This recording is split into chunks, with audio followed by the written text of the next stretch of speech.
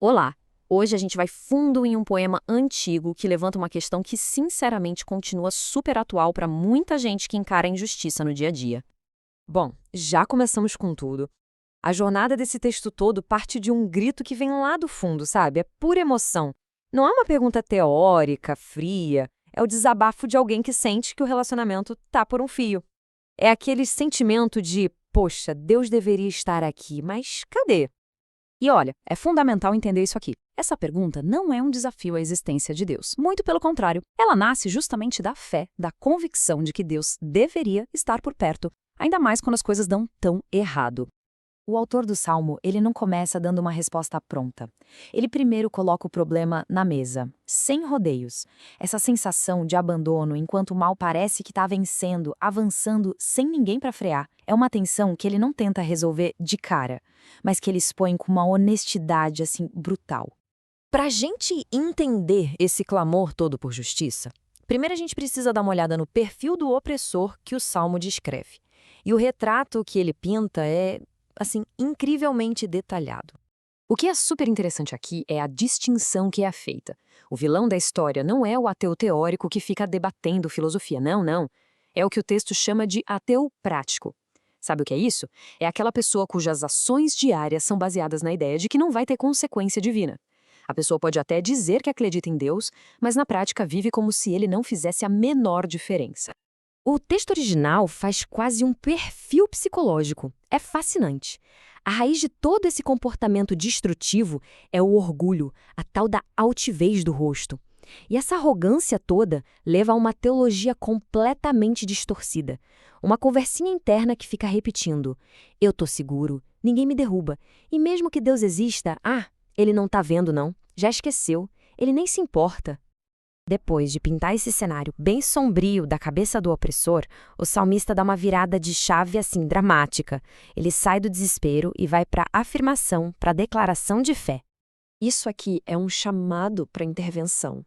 É um pedido para que Deus pare de parecer passivo e comece a agir de um jeito que todo mundo veja. Levantar a mão é um gesto de poder, de julgamento. É um apelo para que a história mude de rumo. E tá aqui. Aqui é o ponto de virada espiritual de todo o poema. Duas palavrinhas simples, mas com uma profundidade enorme. Elas batem de frente com a crença principal do ímpio. Enquanto o opressor está lá na sua arrogância dizendo Deus não vê nada, o oprimido no meio da dor declara com fé: tu vês.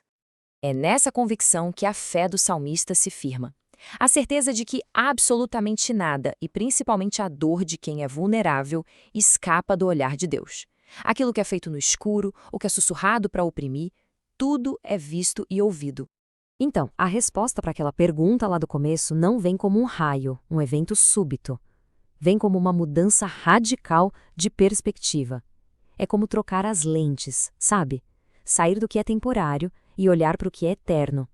E essa tabela ilustra isso de um jeito brilhante. Mostra o contraste enorme entre o que parece ser, aqui do nosso ponto de vista humano, e a realidade final que o Salmo afirma. Onde parece existir distância, na verdade tem atenção. Onde se vê uma força inabalável, na verdade é algo temporário. Onde parece haver esquecimento, tem um olhar cuidadoso. E onde a justiça parece ausente, ela está a caminho. Pensadores como Martinho Lutero, por exemplo, enxergaram essa ocultação de Deus não como um descaso, mas como o próprio ambiente onde a fé de verdade é forjada. A incerteza, então, não é o fim da fé, é o campo de treinamento dela. E a resolução de tudo isso aterrissa nessa verdade, nessa rocha que não se abala.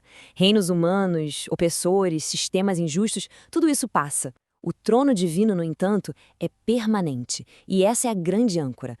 Ok, muito bom. Mas como é que esse texto tão antigo pode oferecer um caminho prático para a gente lidar com a injustiça e com o silêncio de Deus hoje, no nosso dia a dia? Então, como é que se transforma essa convicção em algo prático? As fontes sugerem uma jornada interna de 3 passos para sair da ansiedade e encontrar estabilidade. Vamos ver como isso funcionaria. O primeiro passo é um desafio: ressignificar o silêncio de Deus. Em vez de pensar que é abandono, é possível enxergar como um convite. É como se a mensagem fosse: o tesouro não foi escondido de você, mas para você encontrar. É um chamado para ir mais fundo. O segundo passo tem a ver com governar a nossa própria mente. É se policiar contra aquele orgulho sutil que nos faz viver como se a gente fosse autossuficiente, sabe? É lutar contra aquela mentalidade que diz: deixa comigo, eu resolvo isso sozinho. E por fim, o terceiro passo, encontrar a estabilidade de verdade. É se lembrar que, enquanto a economia sobe e desce, líderes vêm e vão, culturas mudam, o reinado de Deus é eterno. Isso sim acalma o coração.